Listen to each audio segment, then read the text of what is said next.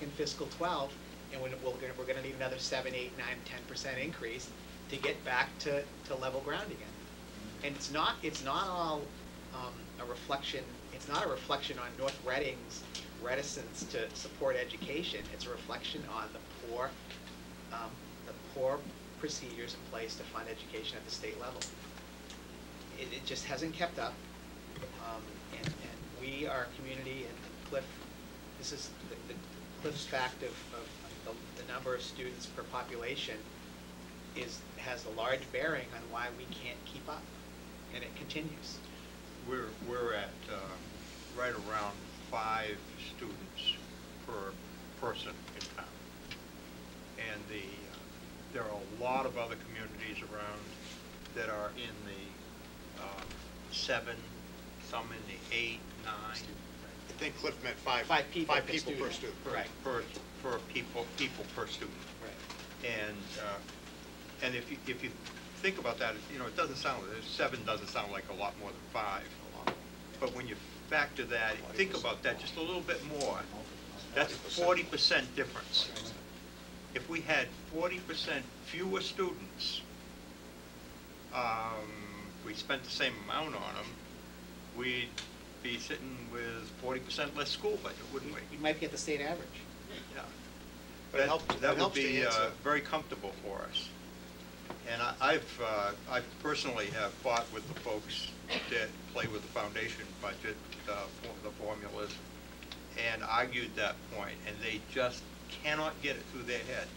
They look at it, as you may or may not be aware, I guess you probably are, that the Chapter 70 formula is derived by taking, or the foundation budget, which is a part of the formula calculation for distribution, is they take a number of kids in each of various categories, and they assign an amount per student, and it varies from whether you have elementary kids or high school kids, or how many, whether they have English as a second language, or whether they're covered under Title I, or any number of different factors, and those all come down to a total budget for you. And then they go back to the town's wealth, and the wealth is derived by what the average of income is in the town, and by the average of what the property is worth, or the totals of both.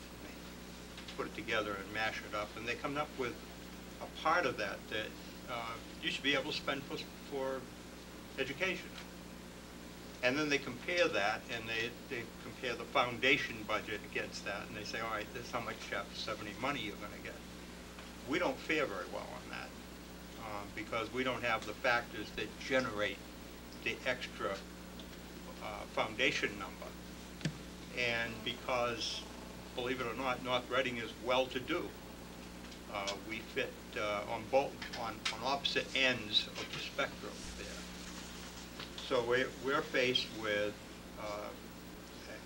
what is perceived to be an ability to pay, and we have too many kids in that foundation number. I did the calculation with the folks. I did it on the phone with them, and showed them what would happen if we had half as many children in school. We had everything else the same, but we just had half as many kids. And it showed we'd have like $11 million cut in our cost. They listened to me, but it was like talking to the wall. But there is, because of a lot of lobbying, we've managed to get a needs assessment being going to be developed. Came out of the education reform bill. And when that's done, hopefully we'll be able to get some input into that and be able to fix the formula so that it accounts for folks like ourselves. And we'll be able to get a little bit more state revenue money, so a little more Chapter 70 money. But it's very frustrating. Very, very frustrating. So any other questions?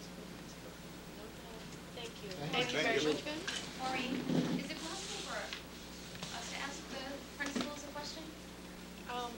weren't finished, we're gonna hear from. Oh, okay, great. Pam and Pam and Chris around the corner. Thank you. Yep, Pam and Christina. Well, while they're coming up, just a couple of comments on the discussion we've had. You know, Cliff, you asked, are we shortchanging the kids at the elementary school? When I walk around in the elementary schools, we don't have libraries open every day. We don't have computer labs open every day. That to me is, you know, having a kid go to the library for recreational reading is huge in becoming a lifelong learner. At the high school, the big debate now is between the MCAS-driven curriculum versus what they call 21st century life skills. The block schedule feeds into that, as you said. You know, you cannot lecture to high school kids for 78 minutes. They take hostages. And so they do learn how to become lifelong learners. They do a much better thing like that. If you have a comprehensive curriculum, you can hook the kids to stay in school and keep your dropout rate low. And our dropout rate, as you know, is only at 1%. But still, you know, it's a hook. It's the new classes, the high school curriculum that Mr. Bernard has put together with the support and interest that he noted tonight. Tremendous indication of the spirit and willingness of the high school kids to jump in. Mr. Fauché talked about the fact that we don't have tech ed for our kids, and this might be a little bit dated, but not too many years ago, they did a comparison of 8th graders taking the science tests who had tech ed as a specific class versus those who only had science, and the kids with tech ed scored 10% higher in their scaled scores on the science and technology MCAS than those without.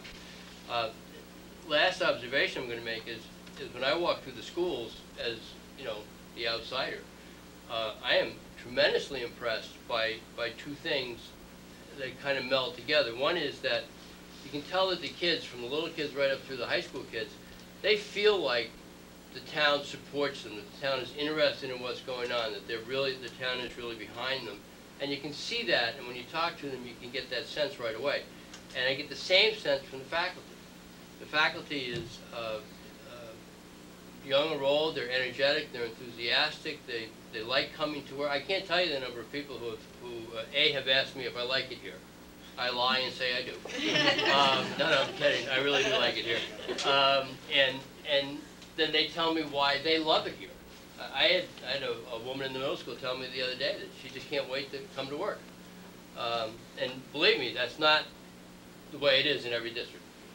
I won't mention any names. So I just had to say that. And if we start cutting, I am a veteran, unfortunately, of the cutting wars. And you know, you get to the point where, are you going to open in September? Are the kids going to come to school? They're going to be in classes? They're going to be a program for them? Absolutely.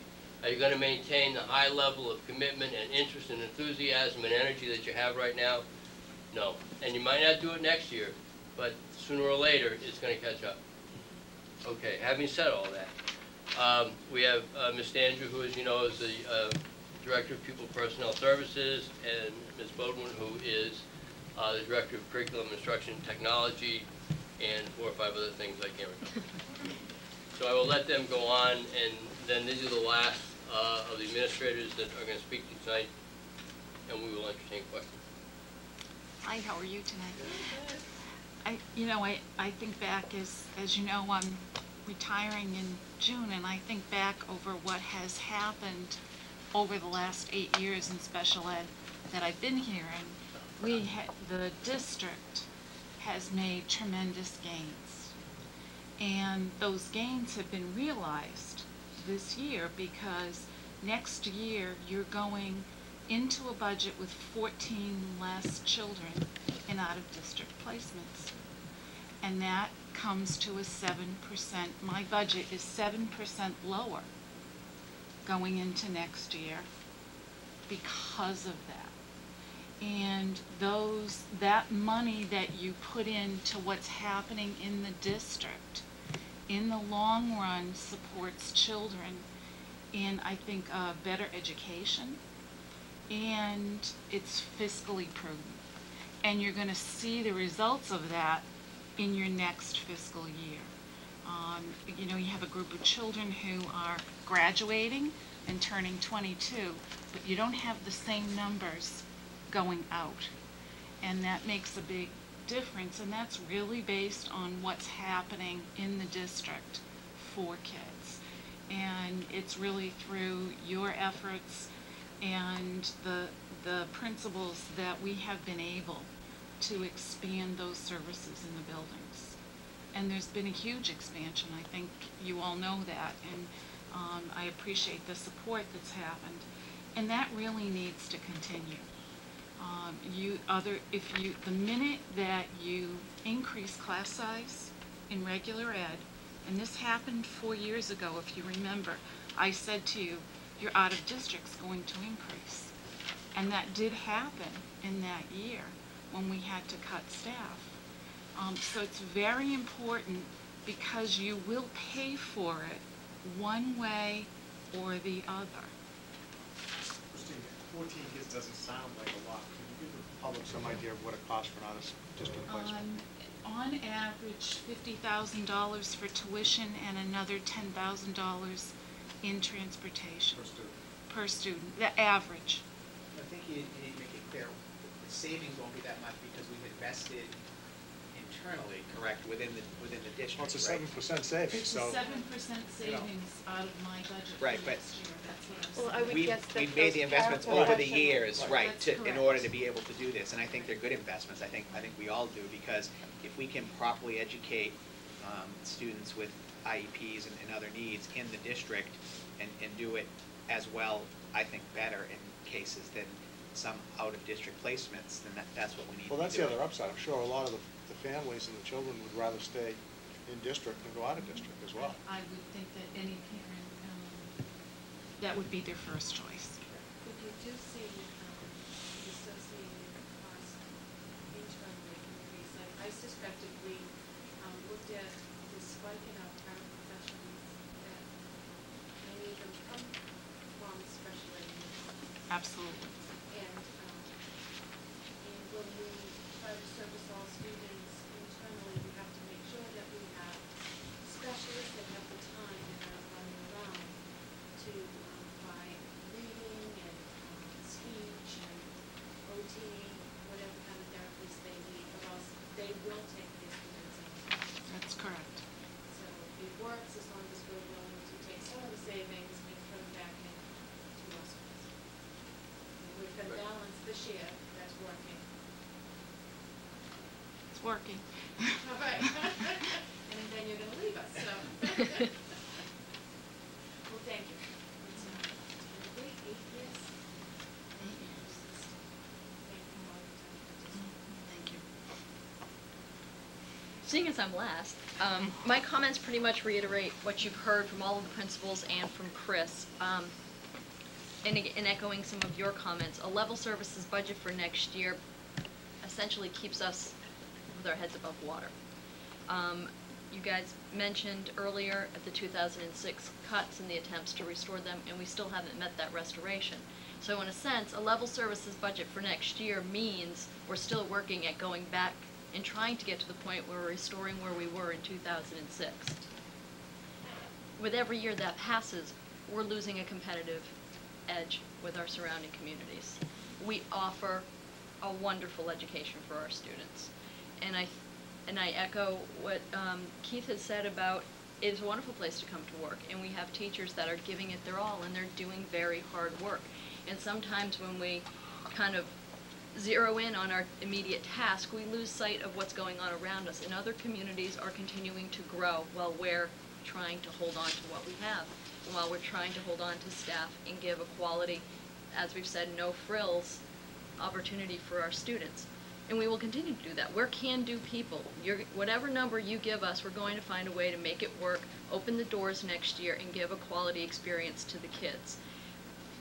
That being said, while we're trying to do that, again, other districts are able to offer extended programming, whether it's a late bus, so kids have an opportunity to stay after school and take advantage of additional programs, whether it's experiential learning at the middle school, filling or providing opportunities in some of those open times that we have. Maybe not all students would need to take advantage of that. Maybe they would be better served by tutoring.